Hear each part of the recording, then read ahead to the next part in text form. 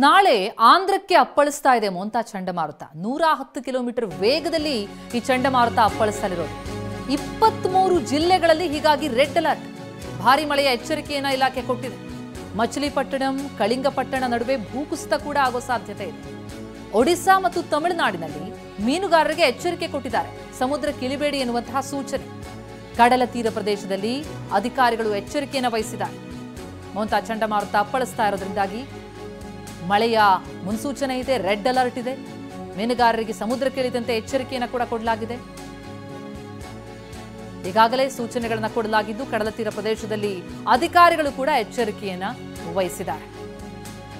ಆಂಧ್ರಕ್ಕೆ ಅಪ್ಪಳಿಸ್ತಾ ಇರುವಂತದ್ದು ಈ ಚಂಡಮಾರುತ ಈಗಾಗಲೇ ಇದರ ಬಗ್ಗೆ ಸಾಕಷ್ಟು ಮುನ್ನೆಚ್ಚರಿಕೆಯನ್ನು ವಹಿಸಲಾಗ್ತಾ ಇದೆ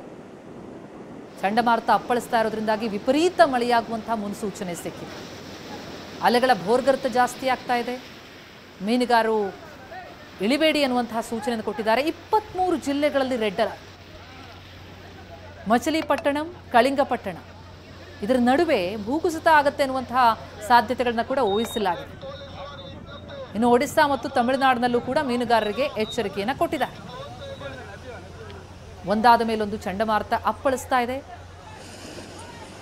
ಹಿಂಗಾರಿನ ಅಬ್ಬರದ ನಡುವೆ ಚಂಡಮಾರುತ ಮತ್ತಷ್ಟು ಹೆಚ್ಚಳ ಮಾಡ್ತಾ ಇದೆ ಮಳೆಯ ಪ್ರಮಾಣವನ್ನು ಅದರಲ್ಲೂ ಮೋಂತಾ ಚಂಡಮಾರುತದ ವೇಗ 110 ಕಿಲೋಮೀಟರ್ ವೇಗ ಚಂಡಮಾರುತ ಅಪ್ಪಳಿಸಲಿರೋದು ಹೀಗಾಗಿಯೇ ರೆಡ್ ಅಲರ್ಟ್